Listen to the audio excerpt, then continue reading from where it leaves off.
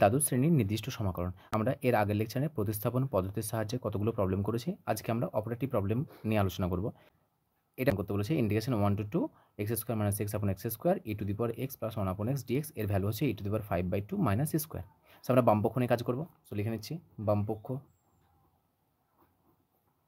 Integration 1 to 2 x square minus 1/x square into e to the power x plus 1 upon x dx.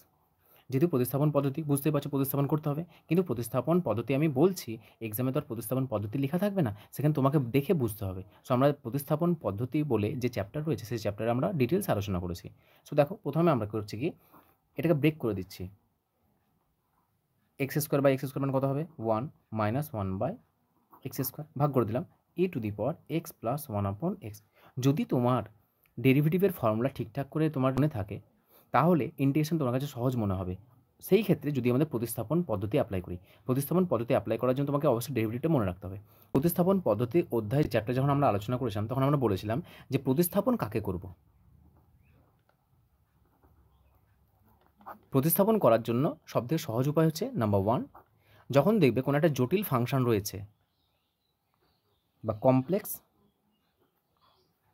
Function, এক কথায় এরকম থাকবে আমাদের যে এফ অফ 5x, এই ধরনের, মানে ফাংশনের ভেতরে ফাংশন থাকবে, যে ফাংশনটা দেখতে জটিল মনে হবে। যেমন দেখো এখানে e to the power x plus 1/x, আচ্ছা এখানে দেখতে পাচ্ছি ই টু দি পাওয়ার এটা, আচ্ছা ই দেখতে চেহারা কীরকম, e to the power x, normal চেহারা, সাদা সিধা চেহারা হচ্ছে ই এর ই টু দি পাওয়ার এক্স। কিন্তু দেখো এখানে ই এর মাথাতেও কি একটা চাপিয়ে দিয়েছে এক্স প্লাস 1 আপন এক্স, তাহলে এটা হচ্ছে জটিল অংশ, তার নিশ্চয়ই মনে হচ্ছে এটাকে আমাকে কী করতে হবে, জেড ধরতে হবে।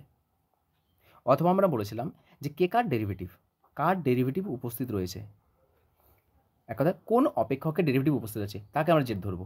সো যার ডেরিভেটিভ উপস্থিত থাকবে, ডেরিভেটিভ প্রেজেন্ট, তাকে পুট করব। তাহলে আমরা দেখব যদি কমপ্লেক্স ফাংশন থাকে তাকে আমরা জেড ধরবো, আর যদি ডেরিভেটিভ উপস্থিত থাকে তাহলে তাকে আমরা জেড ধরবো। তাহলে দেখো এখানে এক্স প্লাস 1 আপন এক্স, তা ধরে নাও, ধরি বা putting x plus 1 upon x equals to Z. তাহলে দেখো এটা হচ্ছে 1 minus 1 upon x square into dx সমান হচ্ছে ডিজেড। সেখানে দেখো এক্স প্লাস 1 আপন এক্সের ডেরিভেটিভ বসতে আছে এখানে। লিমিট চেঞ্জ করে নাও,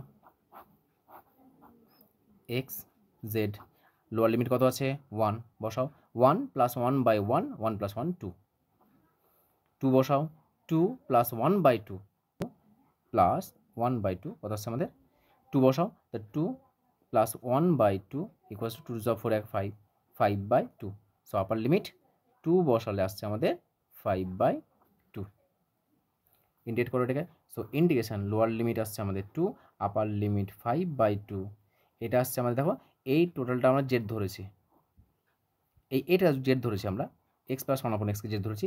so e to the power z, আর 1 মাইনাস 1/x স্কোয়ার, এই টার্মটা ইন্টু এই টার্মটা, দেখো এই দুটো টার্ম, তার জায়গায় কত লিখবো ডিজেড, সো ইন্টু ডিজেড।